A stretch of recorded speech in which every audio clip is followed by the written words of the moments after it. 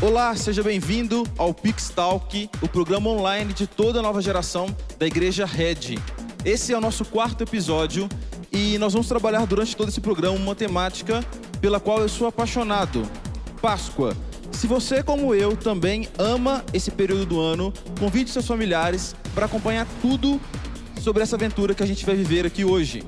E nossa primeira novidade do programa de hoje é a presença do Eduardo. O Eduardo, você está vendo aí na tela, é o nosso adolescente aqui da Red. Ele é adolescente do Megapix.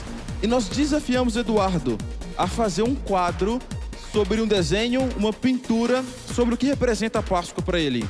Então, durante todo o nosso episódio de hoje, você vai acompanhar os detalhes desse trabalho do Eduardo. E no final do nosso programa, a gente vai conferir juntos o resultado dessa obra de arte.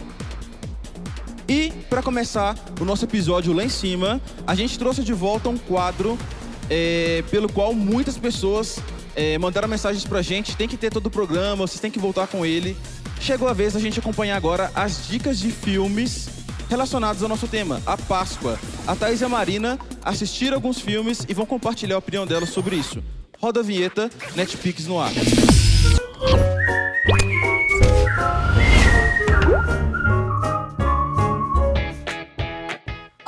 Seja muito bem-vindo a mais um NetPix, que é o quadro onde a gente sugere a vocês filmes, séries, tudo que você pode assistir durante esse tempo de quarentena que você tá aí de bobeira em casa, né? Pra quem não me conhece, meu nome é Thaís. E eu sou a Marina. E hoje a gente vai sugerir filmes com um tema super legal, né, Mar? Sim, essa semana é Páscoa, né? Nossa época queridinha. E a gente vai trazer hoje pra vocês alguns filmes que vão falar sobre o verdadeiro sentido da Páscoa, né? Que é a morte e a ressurreição de Jesus. É verdade, Páscoa não tem nada a ver com coelho nem com ovo de chocolate, né? Não, apesar de ser delicioso, não tem nada a ver mesmo. Pois é, e agora a gente vai sugerir pra vocês o primeiro filme que não poderia ser nada mais, nada menos do que o clássico da Páscoa, né, Má? Que é A Paixão de Cristo. Sim, esse filme que vai retratar umas horas antes, né, da crucificação de Jesus. Ele vai passar ali por a traição de Jesus, como Jesus foi entregue para Pilatos, né? E vai terminar com a ressurreição. Sim, esse filme é um filme que tem cenas muito fortes, muito pesadas, mas eu acho, Má, que é um filme necessário para abrir nossos olhos, para trazer para nossa realidade aquilo que Jesus sofreu, todo o sacrifício que foi feito por ele, né? E vocês vão ver um pouquinho aí no trailer que vai rodar agora.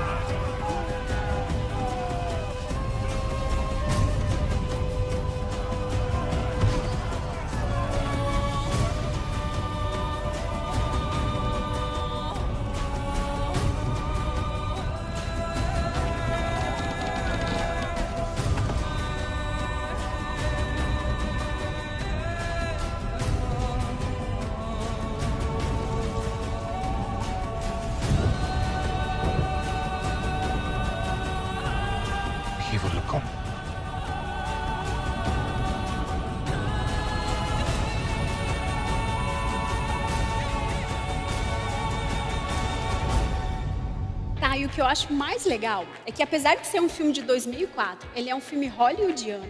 Ele foi dirigido, ele foi produzido pelo Mel Gibson, que é um baita ator super renomado.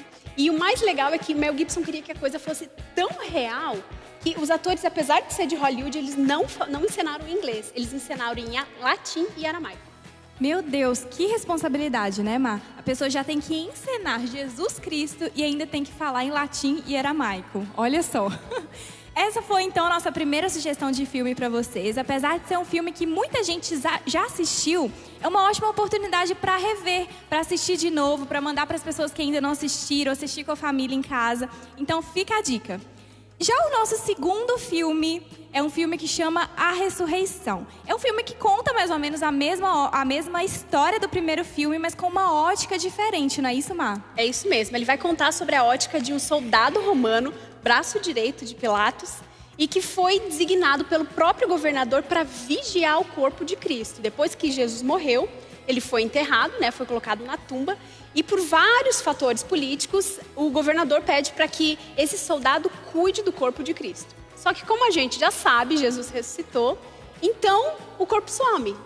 E o filme vai falar sobre o enredo, sobre como que eles fizeram para investigar e como é que foi descobrir onde estava o corpo de Cristo. É verdade. Assiste aí o trailer que a gente vai rodar para vocês. Quando o Messias vier, Roma não será nada. Até lá. O Nazareno disse que ele ressuscitaria em 3 dias. Não haverá paz e ordem se for verdade. O povo acreditará. Os fracos, sim. Não haverá outros deuses. Bate-o.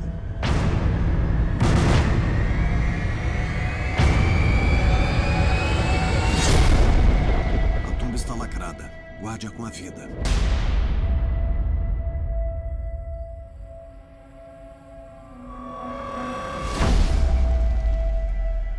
Tribuno, Pilatos mandou chamar. O corpo desapareceu. A tumba está vazia. Lembrando que esse filme é uma ficção e a história dele não está na Bíblia. Ele é apenas uma história inventada para a gente entender um pouquinho do contexto de quando Jesus foi morto e quando ele ressuscitou, né, Mar? E o que eu acho mais legal, tá, é você pensar sobre uma outra perspectiva, né? Se já foi difícil para os discípulos acreditarem que era Jesus, que ele tinha ressuscitado, mesmo Jesus tinha dito isso para eles antes, imagina sobre pessoas que nem acreditavam que ele era Messias, né? É verdade, é um filme muito interessante que a gente tem certeza que vocês vão gostar, que vocês podem mandar para seus amigos, reunir a família para assistir na sala. Aonde ele foi? Me diga você. Já o proclamam ressurgido dos mortos. O imperador não pode chegar numa rebelião. Precisamos de um corpo. Vão! Vasculhe corpos enterrados na última semana. Desenterrar? Cada um. Esses discípulos, onde esconderam o corpo? Não foram os seguidores de Yeshua. Outro corpo, senhor, foi encontrado. Não. Formação! Quem lhe disse que o Nazareno está vivo? Maria Madalena. Procura alguma coisa que nunca irá achar, tribuno. Abra o seu coração e veja. Chega de mentiras. O que houve com o corpo? Parece arrebentado. Ele já deveria ter voltado. Eu vi 2 fatos que são irreconciliáveis. Um homem morto, sem dúvida. E esse mesmo homem vivo outra vez.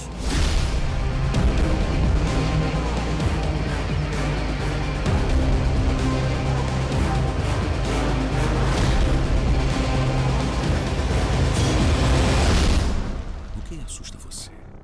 Estar errado. Apostar a eternidade nisso. E a nossa terceira e última sugestão de hoje é um filme que chama Em Defesa de Cristo. Isso mesmo, tá? E esse filme é um pouquinho diferente daqueles outros 2 que a gente já indicou, porque ele não se passa na época de Cristo. Ele já é mais atual e ele tem uma outra pegada, né? Sim, ele é um filme que foi lançado em 2017, mas ele se passa na década de 80, 1980. E ele conta a história de um jornalista chamado Lee Strobel e sua esposa chamada Leslie.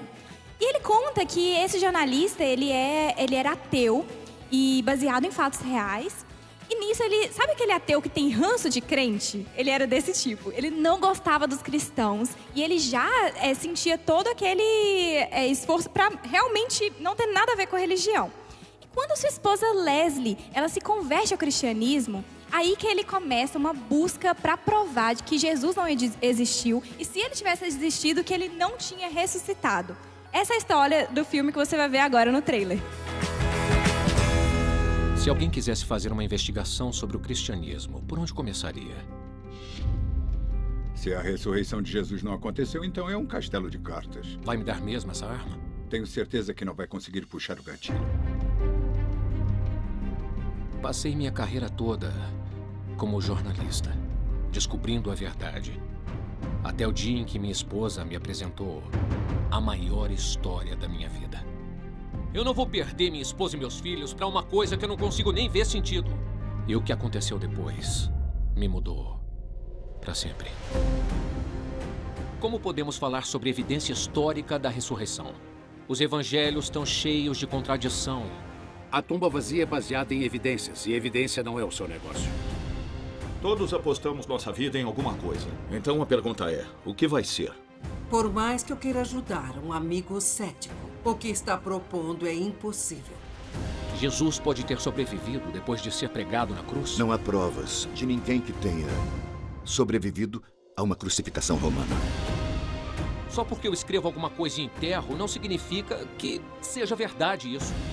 O que eu senti foi algo mais real do que qualquer outra coisa que eu já senti na minha vida ali. Estou orando por você. Quer mesmo saber a verdade ou a sua mente já tem a resposta? Tá, e o que eu acho legal nesse filme é que ele é uma outra perspectiva, né? Você pode indicar ele para as pessoas que não são cristãs, para elas verem sobre um outro ponto de vista, né? Que não é só história bíblica. É verdade, esse filme mostra que não é só a Bíblia que tem como embasamento da fé cristã, né?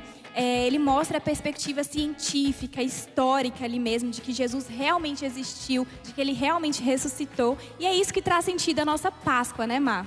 É isso mesmo. Pare de culpar a mim, a igreja, a Deus, e faça o seu trabalho.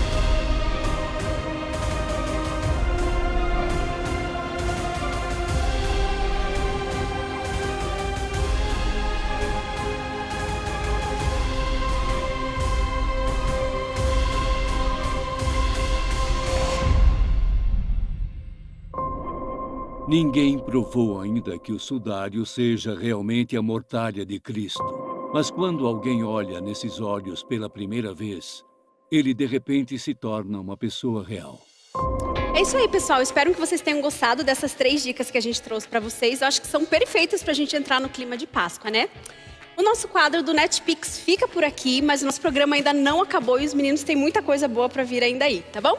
Até a próxima. Tchau! Uau, que legal esse quadro, eu sou apaixonado por ele. E que legal as indicações de filmes que a gente teve, né, Felipe? Cara, e eu acho que é importante, porque a gente está bem na época da Páscoa, e filmes cruciais, assim, pra gente saber mais da história também, poder relembrar algumas coisas, né, e refletir bastante sobre isso. Legal. Arthur, qual é o seu filme predileto dos 3? O Paixão de Cristo. O meu também. O meu também, não tem jeito. Eu tenho uma dificuldade legal. muito grande, né, porque aquela cena me comove muito, eu sou um cara chorão, né, como também. a gente já descobriu no nosso encontro E passado. é legal que dos 3 é o mais antigo e nenhum dos filmes atuais conseguiu, pra mim, bater a qualidade e a mensagem que esse filme passa. O diretor é o Mel Gibson, já fazendo aqui o merchan, mas o cara mandou muito bem, detalhista, né? A gente viu no quadro ali o quão ele foi detalhista e isso foi, acho que pra mim foi E os atores especial. se entregaram muito nas cenas, cara. Sim, foi Era demais, incrível. demais. Enfim. Então fica a dica pra você assistir, faz uma maratona com a sua família esse final de semana, que você vai ter um momento de diversão e de aprendizado sobre a Páscoa. E por falar em Páscoa, que é o tema do nosso programa de hoje, a gente ficou pensando em como falar de Páscoa nesse tempo onde as pessoas não podem se encontrar. Páscoa pra mim me remete muito a compartilhamento. Eu quero compartilhar abraços, eu quero compartilhar a mensagem. Presentes, né? Chocolate. Chocolate, pois é. E a gente tá num tempo que, cara, a gente não pode sair, não pode nem se encostar. Então acho que a gente precisa ser muito criativo, usar a nossa criatividade aí para desenvolver ideias de como a gente pode compartilhar e o que compartilhar, né? Que seja algo bom, relevante aí para todo mundo. Bacana, eu acho que a gente pode usar da nossa criatividade.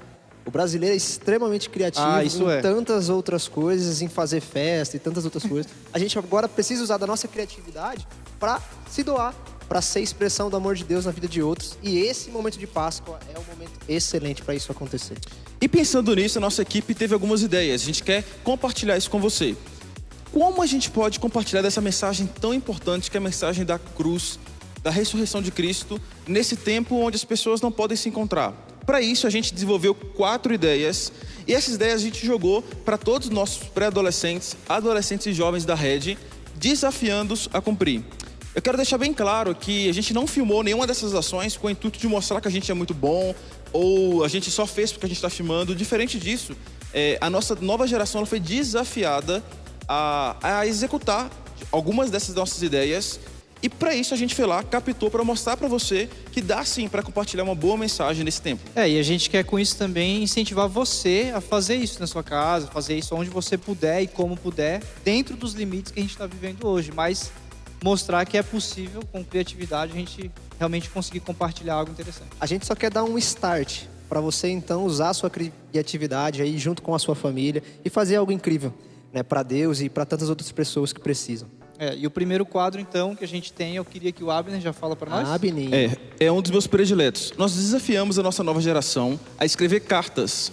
Cartas. Em pleno 2020, olha só, a gente volta a escrever cartas. Eu acho isso demais, E qual que é o intuito disso? A gente mobilizou para que as pessoas escrevessem cartas contando o real sentido da Páscoa. E que essas cartas fossem distribuídas no prédio, no condomínio onde elas morassem. E o resultado ficou incrível. Assiste com a gente um pouquinho de como foi essa ação.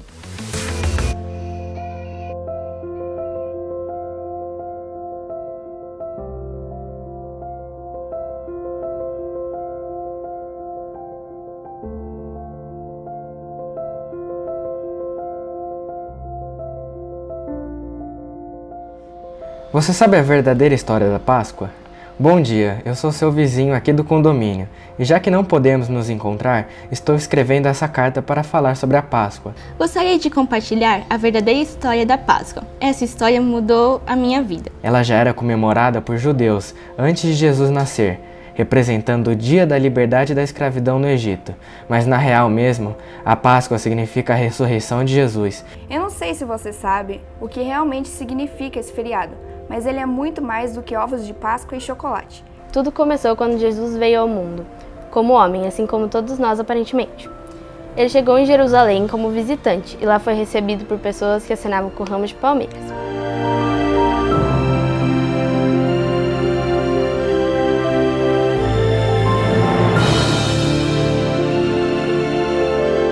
E uma multidão o recebe cantando e gritando: "É Jesus, o profeta de Nazaré da Galileia." É o famoso Domingo de Ramos. O segundo momento da Páscoa é a Santa Ceia, em que você provavelmente já viu naqueles quadros de pano na casa da sua avó, no qual Jesus está sentado com seus 12 discípulos jantando. Nesse dia ele pegou um pão e repartiu com seus discípulos e disse: "Esse é meu corpo." Então pegou um cálice de vinho, dividiu com todos e disse: "Esse é meu sangue." Assim foi feita a aliança. Depois de jantar, eles partiram para o Monte das Oliveiras.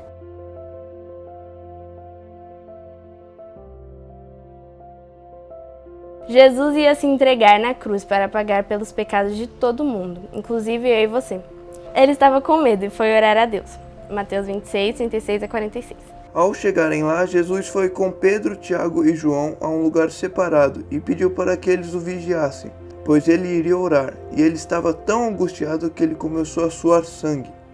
Entendemos que a morte de Jesus foi um sacrifício voluntário com o propósito de salvar as pessoas. Jesus é o Filho de Deus, o cara que criou você e o universo, e deu a oportunidade de vivermos nesse mundo. Você provavelmente já ouviu falar sobre a coroa de espinhos. Sim, aconteceu de verdade.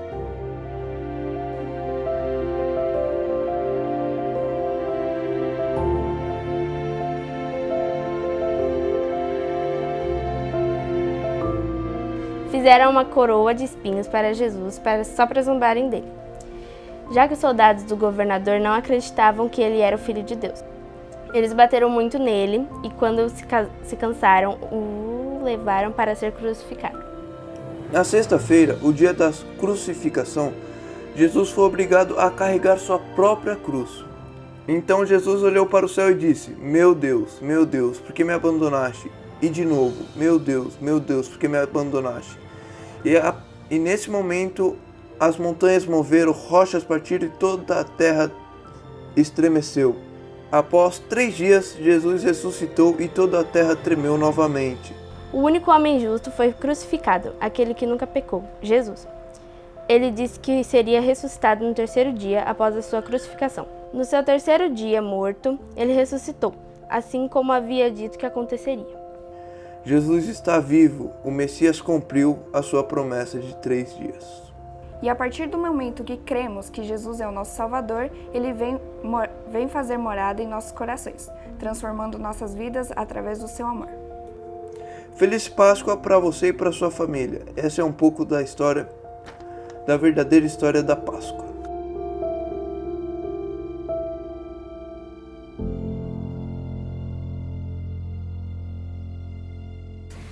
Que emocionante, cara, ver os adolescentes assim se empenhando e mostrando Jesus, expressando essa mensagem que transforma nossas vidas. É de tirar, assim, o fôlego, né? A gente chora, eu sou chorão, né? De novo. E teve até um detalhe de... A gente fez uma movimentação no condomínio e o síndico chamou a gente para conversar. E quando a gente foi conversar com ele, né, e ele viu do que se tratava, ele também ficou comovido e gostou da ideia, achou super legal, e eu achei isso interessante. Legal, e eu preciso confessar que eu guardei uma carta de cada um dos adolescentes que escreveu, porque eu não consegui entregar, para eu lembrar durante um bom tempo ainda dessas histórias. Nós recebemos uma doação de 50 ovos de chocolate, através do rede social, mas não é pra gente. O rede social é a área social, a área que nos ajuda a abençoar a nossa cidade de várias formas. E a gente ficou pensando em o que fazer com esses ovos de chocolate. E a nossa igreja, ela apoia, ela é parceira de um projeto chamado Dojo Semear, que dá aula de jiu-jitsu para crianças e adolescentes carentes. Então a gente falou, cara, vamos levar esses ovos para eles. Mas o simples ovo de chocolate não é a mensagem que a gente queria passar. Nós queríamos muito compartilhar com eles a mensagem da cruz, do Cristo que ressuscitou. E aí veio uma ideia. Por que então não gravar vídeos com a nossa galera e ao entregar esse ovo, a gente compartilhar esse vídeo com eles? Então a gente desafiou aos nossos pré-adolescentes, adolescentes jovens a gravarem vídeos diretamente para aquele nome, para aquela criança, para aquele adolescente. E a nossa equipe reduzida, diante de todas as recomendações do governo, a gente foi até esse bairro e a gente entregou esse ovo de chocolate e compartilhou esse vídeo com eles. Dá uma olhada como é que foi.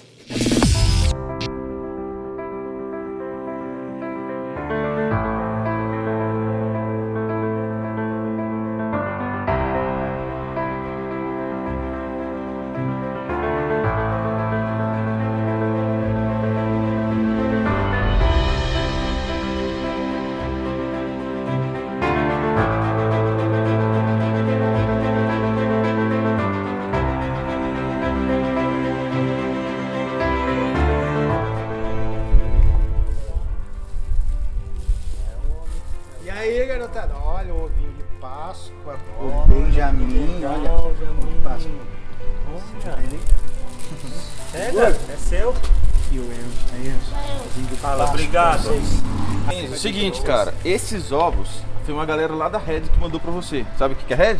Já ouviu falar? É a igreja. Ah, a igreja, isso mesmo. Só que a gente queria vir trazer e entregar, mas a gente não pode, por quê? Você sabe que a gente não pode vir? Por quê? Coronavírus, isso mesmo. E a gente pensou assim, como que o Enzo vai receber nosso recado? O que a gente fez? A gente pegou a galera lá da nossa igreja e gravou um vídeo pra você. E eu queria te mostrar agora.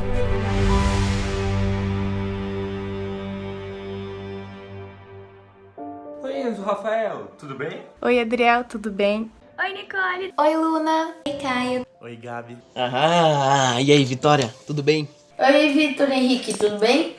O meu nome é Bianca e eu faço parte da Igreja Red. E eu tô aqui gravando esse vídeo hoje porque eu queria muito estar pertinho de você nesse momento especial. Te entregar esse presente maravilhoso que é esse ovo de Páscoa que a igreja tá te dando. Eu vou gravar esse vídeo pra gente ficar um pouco mais juntinho. Mas como não vai ser possível dessa vez, sinta-se abraçado mesmo de longe. Mas já te amo muito e você é muito importante pra mim. Principalmente te contar uma história. Hoje eu vou contar a verdadeira história da Páscoa. Aí você me pergunta como a gente agora, hoje em dia, comemora a Páscoa. A Páscoa tem um significado muito mais forte. Significa a vinda de Jesus na Terra e a morte dele. Eles colocaram pregos no pulso e nos pés dele. E todo mundo ficava falando assim, se você é Jesus, se salva e a gente vai crer em você e tudo mais. E aí você pode pensar, bom, então a história da Páscoa, a história de Jesus é uma história triste. Por quê? Porque ele morreu na cruz. Só que a história não terminou. E depois que Jesus morreu, no terceiro dia, ele ressuscitou. E vivo, ele está entre nós. O verdadeiro significado da Páscoa, Thiago, é que Jesus morreu, ele foi crucificado no nosso lugar, pelos nossos pecados, pelos nossos erros, mas ele voltou, ele ressuscitou, para trazer tudo de bom pra gente, pra ser meu amigo, pra ser seu amigo e pra nos salvar. Conseguiu entender a história? Então tá mais ou menos. Mais ou menos. Pai, obrigado por esse dia, obrigado pela vida do Victor, pela família dele. Que o Senhor esteja abençoando, cuidando deles, Pai. E que o Senhor Deus seja a história mais real da vida deles, seja a história que faça mais sentido para a história deles. Jesus Cristo, você tira essa pandemia do mundo, nenhuma pandemia mais tem nesse mundo. Você tire todo o vírus que tem no mundo, todo o mal que tem no mundo, que nenhuma pessoa mais isso aqui, mano, esse mundo em nome de Jesus, amém. Amém? Uau, que incrível ver essas crianças assim, felizes, sendo tocadas por essa ação, tocadas por esse movimento. E é muito bacana ver o sorriso dessas crianças e principalmente ver que eles estão entendendo o significado da Páscoa, o real significado da Páscoa. A gente sabe que nós estamos na Semana Santa, uma semana onde nós vamos relembrar de um dos maiores feitos e acontecimentos da história. E é um momento de festa, é um momento de celebração, é um momento de muito chocolate, é um momento de muitas risadas e de tantas outras coisas. É um momento também que traz reflexão, é um momento que une famílias, não da forma como gostaríamos por conta do momento, mas tem nos unido. É um momento também que nos traz esperança em dias de crise. Uma esperança em meio a essa crise. E nós estamos diante de um dos maiores símbolos que representa a Páscoa. A Páscoa não é sobre o coelho, a Páscoa também não é sobre o ovo de chocolate, a Páscoa é sobre a cruz. E nós vivemos em um mundo de símbolos. Tudo que nós olhamos hoje e tem um símbolo, nós sabemos o que significa.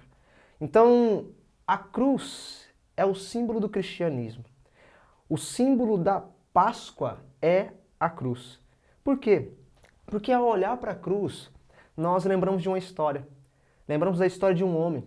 Lembramos da história de um Deus. Lembramos da história de um pobre que se fez Salvador, que se transformou em nosso Salvador. A cruz nos mostra em quem acreditamos. A cruz nos mostra quem nós somos. A cruz nos mostra qual é a nossa história. E por que ela é tão importante? Por que a cruz? Entender o porquê da cruz é o ponto crucial para a nossa salvação. Entender por que Jesus teve que morrer naquela cruz de forma tão dura é importante para nós. E eu quero trazer para você uma reflexão rápida de 3 formas para nós entendermos o porquê da cruz. A nossa história está dividida nesses 3 eventos. Esses 3 eventos explicam todas as coisas, explicam o porquê da cruz. E a primeira coisa que nós devemos nos atentar é que Deus ele forma. Deus ele formou um mundo perfeito. Deus criou tudo perfeito. Deus imprimiu a majestade e glória dele em tudo que ele fez. E o texto de Gênesis 1:31 vai dizer isso. E então Deus olhou para tudo que havia feito e viu que era muito bom. Havia um selo de qualidade. Sabe, no 7º dia, Deus ele parou para contemplar a criação e viu que tudo era muito bom, que tudo tinha harmonia, que tudo se comunicava, que tudo funcionava perfeitamente. Sabe, a criação, cada criação tinha uma característica. Cada criação era bela, era perfeita, era única, era uma obra-prima. Mas além de criar tudo perfeito, Deus tinha um plano perfeito. E esse plano era de relacionamento. E a gente vai ver em Gênesis 2, 16 e 17, quando o Senhor chega até Adão e diz: o Senhor Deus ordenou ao homem, coma livremente de qualquer árvore do jardim, mas não coma da árvore do conhecimento do bem e do mal, porque no dia em que dela comer, certamente você morrerá. Deus ele dá um plano perfeito a Adão, expõe um plano perfeito a Adão. Adão era o nosso representante universal. Então o desejo de Deus era que o homem vivesse em um relacionamento de obediência e amor a ele. O homem ali era puro. O homem tinha comunhão direta com Deus, o homem tinha comunhão direta com os animais, o homem tinha comunhão direta com a natureza. E a árvore, né, a árvore do conhecimento do bem e do mal, representava o livre-arbítrio do homem, um direito de escolha do homem. Deus não havia criado robôs. Deus criou seres vivos que decidissem se relacionar com Ele através da escolha. Então, vai ter uma frase, acho que de Pablo Neruda, que ele vai dizer que não existe amor verdadeiro sem livre-arbítrio. Então, Deus possibilitou o homem esse direito de escolha. Deus, no texto, havia alertado Adão e Eva a respeito das consequências se eles decidissem desobedecer. Então, isso era o livre-arbítrio. Deus possibilitou ao homem esse direito de escolha. A pergunta que fica, Arthur, mas Deus, ele é o criador do mal? De forma nenhuma. Tiago 1,13 vai dizer que ninguém sendo tentado diga que está sendo tentado por Deus, porque Deus não pode tentar o mal, nem é tentado por ele, e ninguém a tenta. Então nós não podemos dizer que Deus tentou Adão e Eva e o induziu os dois ao mal. Ele não é responsável pelo mal. Ele deu o direito de escolha ao homem.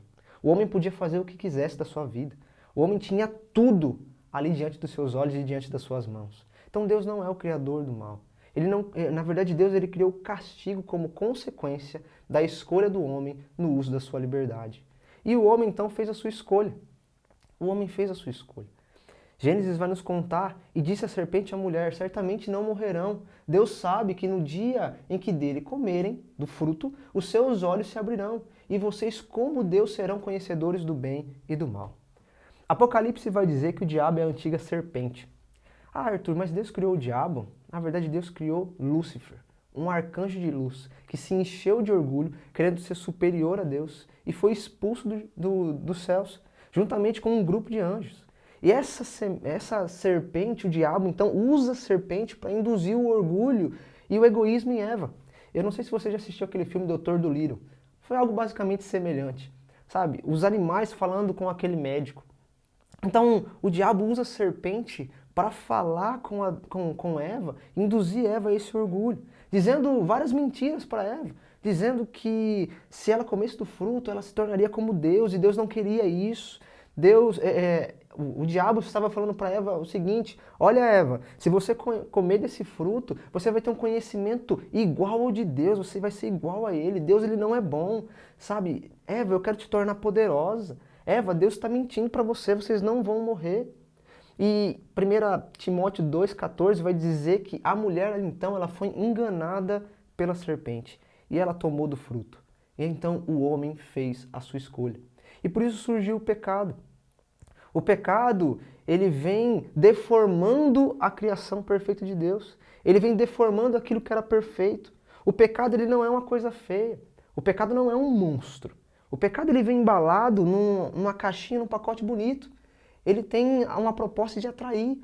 Mas o pecado, ele é a causa de todo o mal. O pecado, ele trouxe distorção ao plano perfeito de Deus. O pecado é como se fosse uma mancha preta que tenta estragar uma obra-prima, uma obra sublime. E tinha potencial para acabar com tudo. O texto de Gênesis vai dizer que quando a mulher viu que a árvore parecia agradável ao paladar, era atraente aos olhos, e além disso, desejável para si dela obter discernimento, a mulher fez uma escolha. O homem fez uma escolha. E o pecado, ele tem algumas características. O pecado, ele é atraente. Ele atrai os nossos olhos. Ele tem boa aparência. Ele chama a atenção. Ele provoca um desejo. O pecado parece agradável. Ele tem essa proposta de nos agradar, de nos satisfazer. Parece que nós estamos, então, realizados. Porém, o resultado e as consequências nos fazem muito mal. O pecado também propõe um entendimento. Ele quer mostrar para você que você não precisa de Deus, que a sua sabedoria é suficiente, que o seu conhecimento é maior, que você não precisa mais de Deus, a sua sabedoria ela é necessária para a sua vida. E essa é uma característica dos nossos dias. Ah, não, a verdade absoluta, tudo é relativo. Então, a verdade é aquilo que eu acho. E se eu acho essa verdade, eu vou curtir a vida. Relacionamentos líquidos, descartáveis. Então, não tem um valor absoluto. E se eu não sou de ninguém, eu vou curtir a minha vida. E por isso que as pessoas se perdem e se afundam no pecado. Então, Eva, ela foi atraída por isso. Eva não conseguiu resistir. Eva caiu na mentira, caiu no engano. E por conta disso, foi arrastada a sofrer das consequências do pecado. Pablo Neruda também vai dizer que você é livre para fazer as suas escolhas, mas sempre será prisioneiro das consequências. E o pecado trouxe consequências. O pecado ele traz ruptura. O pecado ele quebrou a conexão. O sinal foi interrompido, cortado. Houve um divórcio no relacionamento que tínhamos com Deus. É como se o cordão umbilical nosso com Deus fosse cortado. O pecado trouxe ruptura. E todos nós estamos nessa condição. Romanos 3:23 vai dizer, pois todos pecaram e estão destituídos da glória de Deus. Estamos separados. Houve então uma separação do relacionamento entre Deus e o homem. O homem então começa a ter medo de Deus. Adão, ele tem vergonha de Deus, Adão ele tem medo, ele sente culpa, ele sente vergonha, ele se esconde, ele corre de Deus. Há ruptura também no relacionamento entre o homem e a mulher. Então, um jogando a culpa no outro, um querendo ser superior ao outro. Então, o casamento que era perfeito, agora começa a ter os seus problemas. Houve também uma ruptura entre o homem e os outros, os animais, a terra, a natureza, o mar, a chuva. E por isso que o mundo está em guerra. Por isso que nós estamos em confronto direto com a natureza. Por isso que as coisas não têm se encaixado. E o mal tem se instalado no coração do homem como um vírus que entra num computador e faz um grande estrago. E o pecado é uma semente que cresce no coração do homem trazendo mal. E o resultado é desordem. É uma desordem. Por isso que o mundo está em catástrofe. Por isso que o mundo está em guerra. Por isso que o mundo está em conflito. Por isso que nós sofremos tanto. Tudo por conta do pecado. E o pecado tem alguns poderes sobre nós. O pecado, ele gera escravidão. É por isso que nós pecamos tanto. A Bíblia vai dizer em João 8,34, Jesus respondeu, digo-lhes a verdade, todo aquele que vive pecando é escravo do pecado. Nós falhamos em cumprir os mandamentos básicos de Deus. Deus nos deu os 10 mandamentos para nos mostrar o quanto nós somos pecadores, o quanto nós necessitamos de um Salvador, o quanto nós não conseguimos nos salvar, porque a nossa natureza ela é inclinada para o mal. Nós premeditamos ações pecaminosas. Se a gente for olhar e se comparar com os 10 mandamentos, a gente vai ver o quanto a gente é falho. A gente não consegue amar a Deus em todo o tempo, com toda a nossa força, com todo o nosso coração. A gente mente, quando a Bíblia fala para não mentir. A gente desobedece pai e mãe. A gente olha para aquele texto de não adulterar e vai falar assim, ah não, Arthur, mas eu não sou um adúltero. Mas Jesus estica a lei dizendo que se você olhou com a intenção imprópria, você já adulterou no seu coração. Por isso que nós somos tão cobiciosos a respeito da sexualidade. Por isso que nós buscamos tanta satisfação fora da hora, com a pessoa errada, no momento errado. Sabe, a Bíblia vai falar assim, não assassinarás. Mas Jesus estica a lei dizendo que se você não perdoou o seu irmão, você assassinou ele no seu coração. A gente cobiça tantas coisas, a gente tem inveja um do outro. Então a lei vem para nos mostrar o quanto nós somos escravos do pecado. E por sermos escravos do pecado, ele também tem uma outra consequência, a morte. E é por isso que a morte dói tanto. Nós não fomos criados para a morte. E a Bíblia também vai dizer que nós temos uma oportunidade de viver e depois disso vem o juízo. Hebreus 9:27. Então não existe ideia de reencarnação. Nós temos uma única chance de vida. E todos nós estamos nessa condição. Pois o salário do pecado é a morte. O salário do pecado é a morte. Então nós estamos debaixo dessa condição. De uma morte eterna, física e espiritual. A morte física é uma consequência do pecado.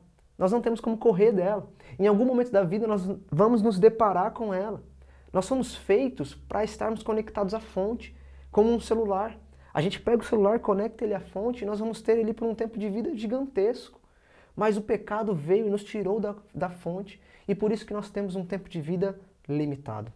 E o pecado então nos desconectou de Deus. Em algum momento da vida, nós vamos morrer. Mas o pecado também trouxe uma morte espiritual.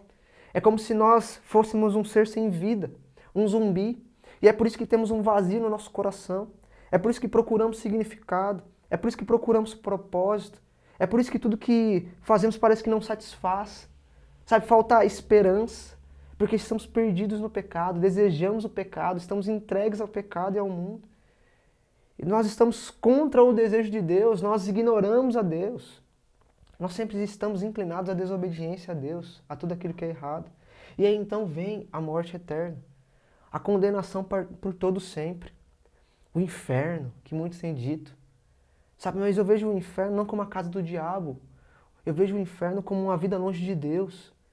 Sabe, a ausência do amor de Deus, a ausência da graça de Deus e a presença da desgraça. Porque é a ira de Deus sendo derramada sobre todos aqueles que decidiram viver em desobediência.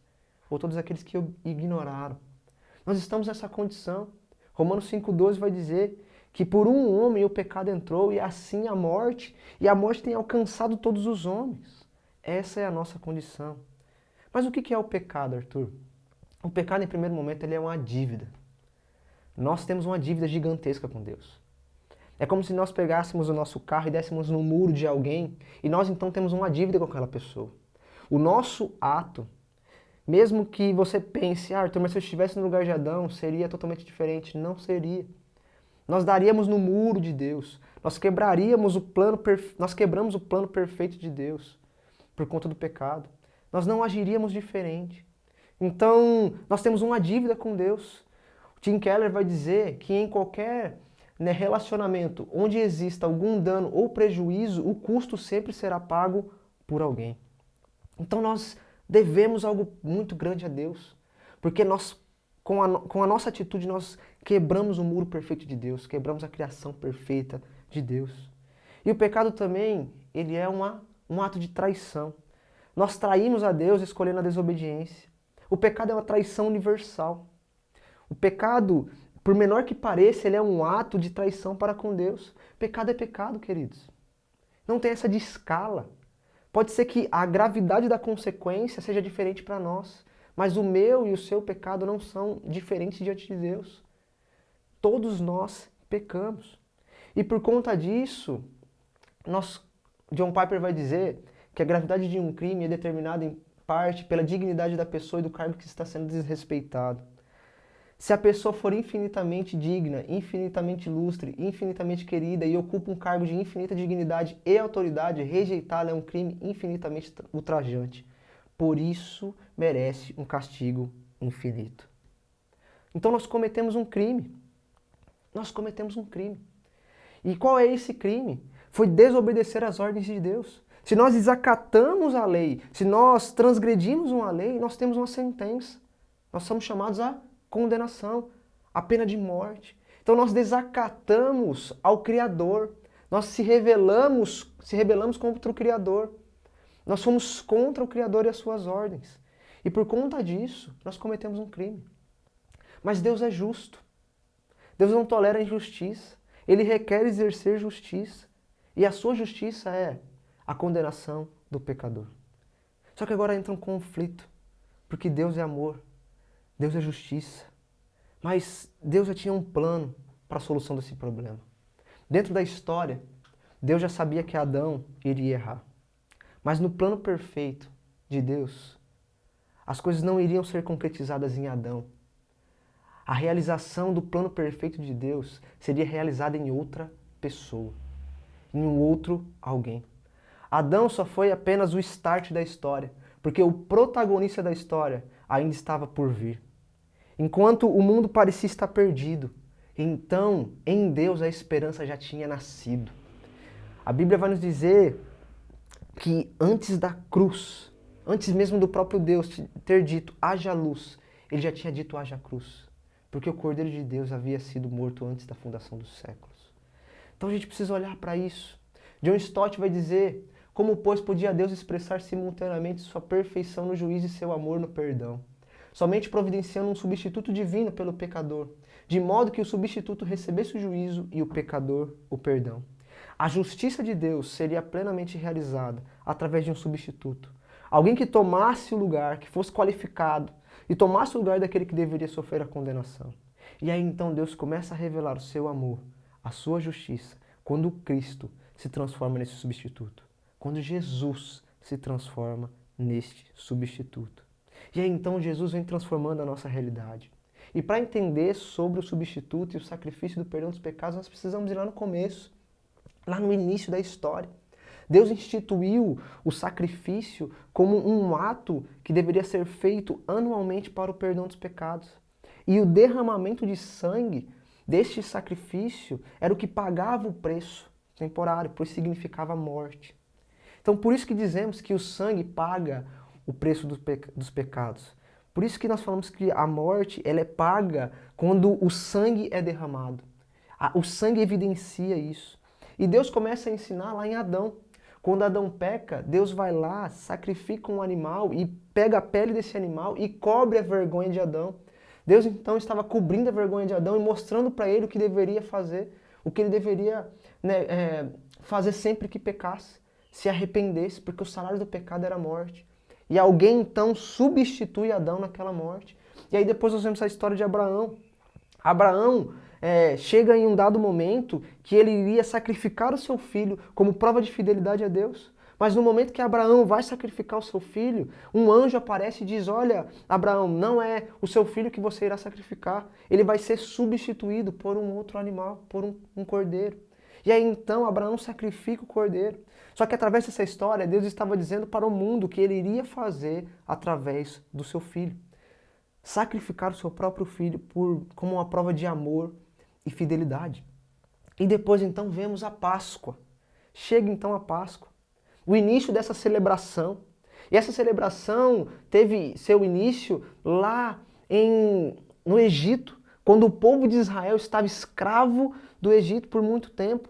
Deus então querendo libertar o seu povo, Deus querendo levar o seu povo a um lugar para o adorar, para cuidar desse povo. E aí então Deus ali, ele inicia, ele dá um propósito para então aquele povo comemorar, que era a sua libertação. E aí então Deus vai lá e destrona todos os deuses egípcios através das pragas. Deus ele se mostra o Deus verdadeiro. E ali ele orienta o seu povo, olha, vocês vão sacrificar um cordeiro. E sacrificando o cordeiro vocês vão celebrar. Vocês vão passar o sangue desse cordeiro nos umbrais da porta, para que o anjo da morte venha passar e não venha tocar vocês. E através dessa história, Jesus estava dizendo que ele sacrificaria o seu filho, o seu único filho, para passar o sangue de Jesus sobre os nossos corações, para que a morte não mais nos condenasse, mas para que agora tenhamos vida para adorar. E aí então vem Jesus. E João Batista descreve quem é Jesus. E eu quero mostrar para você o texto de João 1,29. João Batista dizendo, no dia seguinte João viu Jesus aproximando-se e disse, vejam, é o Cordeiro de Deus que tira o pecado do mundo. Jesus cumpriu toda a lei. Ele viveu sem pecado algum, ele se fez qualificado para ser o substituto, ele foi o único que conseguiu cumprir os requisitos de Deus e por isso se torna então o mediador entre Deus e os homens. Então todos esses cordeiros, esses animais que nós vimos agora, eles representam, simbolizam e apontam para Jesus no decorrer de toda a história. Esse Jesus como um substituto perfeito. Então a Páscoa não é sobre o coelho, a Páscoa é sobre o cordeiro. E esse cordeiro é Jesus. Então a salvação ela vem e nos alcança através da substituição. Alguém que tomou o lugar do outro. E aí então vemos Colossenses 2, que vai dizer, quando vocês estavam mortos em pecados, Deus os vivificou com Cristo. Ele nos perdoou todas as transgressões e cancelou a escrita de dívida. Ele a removeu pregando-a na cruz. E essa escrita de dívida consistia nos 10 mandamentos que nos mostravam quanto nós somos pecadores. A lei não cumprida requer punição, evidencia a nossa condenação. Mas Jesus cumpriu toda essa lei. Então, todo o mundo estava em débito. A lei é base e comprova isso. Ela nos qualifica a uma vida de perdição. Mas por meio de Jesus, a lei agora está cravada na cruz. Cravada naquela cruz. Paga pelo seu sangue. E de lá, jamais vai sair para nos condenar. Então, na cruz, está exposta a nossa carta de liberdade. Nós fomos libertos. Jesus eliminou os efeitos que a lei tinha de condenação sobre nós. O texto vai dizer que Deus apresentou Jesus como sacrifício pelo pecado e com o sangue que ele derramou, mostrando assim a sua justiça em favor de todos aqueles que creem. Jesus então se tornou sacrifício pelo pecado. Ele se derramou por nós, nos declarando justos. Então Deus prova agora o seu amor em Jesus e demonstra a sua justiça para todos aqueles que creem, para não mais vivam a morte eterna, mas tenham vida eterna. E Isaías vai dizer que ele foi transpassado por conta das nossas transgressões, dos nossos pecados, e foi esmagado por conta das nossas iniquidades. O castigo que nos traz a paz estava sobre ele, pelas suas feridas nós fomos curados, nós fomos salvos. Ele sofreu por nós, ele carregou sobre si os pecados do mundo. Então, aonde o pecado for surpreendente em seu poder, a graça é deslumbrante naquilo que ela pode fazer. Então, a salvação, ela vem de graça, ela foi derramada sobre todos nós. E João 1,12 vai dizer, contudo, aqueles que receberam a ele como filhos e que creram nele, né, pelo ato que ele cometeu, pelo ato que ele fez, Deus deu o direito de se tornarem filhos de Deus. E eu quero apresentar para você o nosso justificador, o nosso Salvador, Jesus. Para Jesus, custou tudo. Foi ele que teve que deixar a sua glória para ser traído, para ser julgado injustamente, para ser ridicularizado, para ser rejeitado por seu próprio povo, para ser humilhado, açoitado de forma tão dura, onde o seu corpo foi totalmente dilacerado, passando por um momento de dores terríveis, onde lhe colocaram uma coroa de espinhos para o humilhar, carregando uma cruz pesada com o corpo todo dilacerado, e sendo crucificado com pregos que perfuraram os seus pulsos e os seus pés, crucificado em meio a ladrões, morto e sepultado, carregando sobre si o pecado de toda a humanidade, passado, presente e futuro, e aí então cumpriu o propósito de Deus. E ao terceiro dia, a morte não o venceu. Ele ressuscitou. Ele ressuscitou. E hoje em glória vive com o Pai, a nos sustentar. Ao vencer a morte, Ele mudou a nossa história. Ele mudou a nossa vida. Então para Jesus não custou nada. Para Jesus custou tudo, na realidade. Para Jesus custou tudo. Mas para nós, a salvação não custa nada, a não ser a fé. Esse homem, pendurado no madeiro, ele vale mais do que todos os homens da face da terra juntos. Tudo foi criado para a glória dele. Tudo se fez por ele. Esse era o dono do mundo e decidiu se submeter a uma morte horrível, de forma voluntária. Então, se você está procurando a expressão de amor, você não vai encontrar no dicionário, você vai encontrar na cruz, em Jesus. Essa é a maior expressão de amor, porque foi sem falar que ele mostrou ao mundo inteiro o que é esse amor. Então, aquele que era antes de tudo, naquela cruz, mostrou e revelou o amor para o tempo presente, para que nós agora pudéssemos nos alegrar com a vida e celebrar a vitória. Este é a imagem do Deus invisível. E o Deus invisível se mostra em Jesus para demonstrar o grande amor que Ele tem por nós. E naquela cruz, Ele declarou, está consumado. O tetelestai de Deus. E o tetelestai era um carimbo dado para a libertação dos escravos. Então naquela cruz, Jesus estava dizendo assim, olha, agora você é livre. Eu te liberto da condenação do pecado. Você é livre. Agora você pode encontrar sentido para a vida. Agora você encontra aquilo que lhe falta. Agora você preenche o vazio que há no seu coração. Agora você tem a possibilidade de viver a graça. Viver a graça. E deixar agora de viver uma vida de desgraça por conta do pecado. Porque Ele ressuscitou. Ao terceiro dia, Ele ressuscitou. Ó morte, onde está?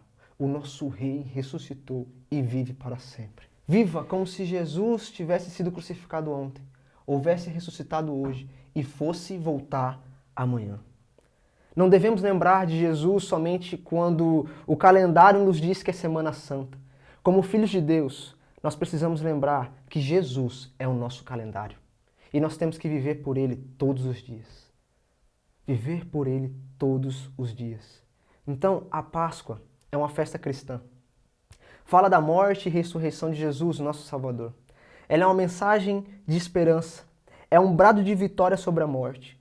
Porém, o comércio guloso trouxe uma distorção ao que é a Páscoa. Ela trocou o símbolo da Páscoa. Ela trocou o cordeiro pelo coelho. Trocou o sangue pelo chocolate. Amenizou seu significado. Esvaziou seu conteúdo. Adocicou a mensagem.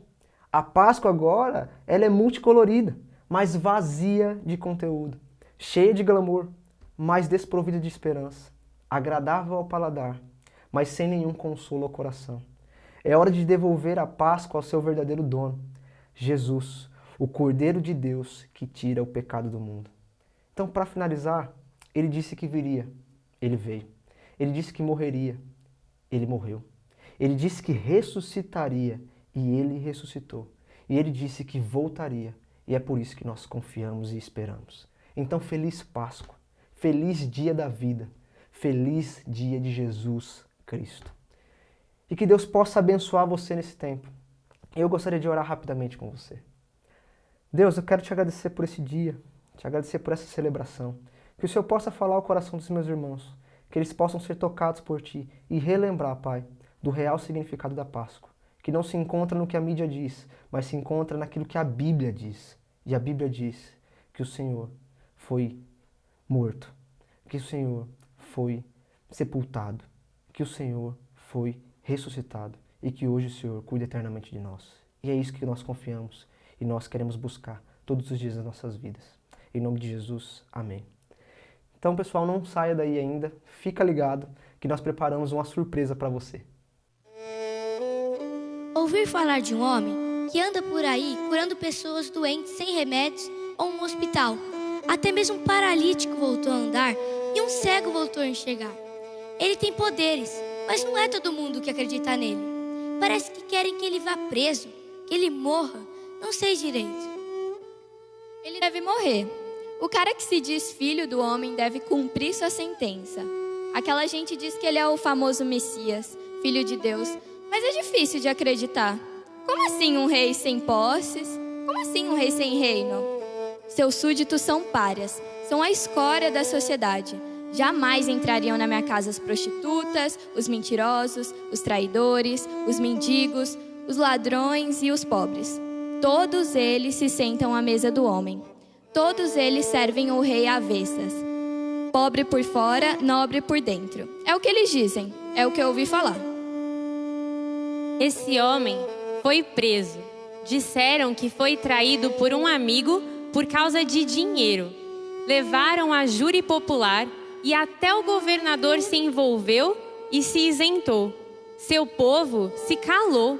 Até seu pai o abandonou. Disseram que ele recebeu uma pena muito maior que seu crime. Crime esse que eu nem sei se realmente era um crime. Mais um injustiçado nesse mundo cruel. Mais um homem obrigado a beber do fel. Aquele homem morreu bem no mesmo dia em que a terra escureceu. Parece que nem os heróis conseguem vencer a morte. Ela que venceu. Que pena, eu gostava dele. Achava que ele tinha poderes de verdade e que ia salvar o mundo. Mas conseguiram vencer o homem poderoso com chicotes e com uma cruz de madeira. O cara morreu, o tal filho de Deus. Ele teve o que mereceu. Ninguém mandou se misturar com aquela gente. Tava muito claro que ele não era inocente. Nunca me enganou com o discurso de amar o próximo e de dar outra face. O caminho, a verdade e a vida agora tem um atestado de morte. Esvaziaram até a última gota de sangue. Coroaram sua cabeça com espinhos, trancaram seu corpo em um sepulcro de um homem rico, o mais próximo da realeza que esse cara chegou na vida. Vida não, morte. Ele devia morrer, devia deixar a morte vencer. Bem que disseram que o cara que morreu não passava de um agitador. A multidão que ele carregava agora bebe do próprio luto e desfruta da dor. A dor da esperança frustrada, da fé abalada. Por onde será que andam eles agora? Será que ainda acreditam que ele era seu salvador? Será que não perceberam que era mais um homem morto por amor? Eu sabia, eu tinha certeza de que ele era um homem mesmo poderoso. Aquele cara voltou a viver, porque nem a morte foi capaz de deter. Agora seu poder mais incrível é o de trazer a humanidade de volta à vida. Quem era aquele cara? Como ele conseguiu fazer com que sua sentença de morte se tornasse a vergonha daqueles que o sentenciaram? Como aquela cruz se tornou a minha vergonha e a minha salvação? Aquele homem não era um homem, ele era Deus. Aquele Deus não era só Deus. É um homem, é um filho, um pobre, um rejeitado e um rei. O rei dos reis que venceu a morte. O homem está vivo Eu ainda não acredito. Todo o sangue derramado, todas as feridas, toda a humilhação se transformou em glória. Ele venceu. Ele ressuscitou dos mortos. Aquela velha dívida foi paga pelo sangue inocente de Jesus. O castigo que me pertencia recaiu sobre o Filho do próprio Deus. Eu fui perdoado e foi de graça. Foi pela graça. Ele vive.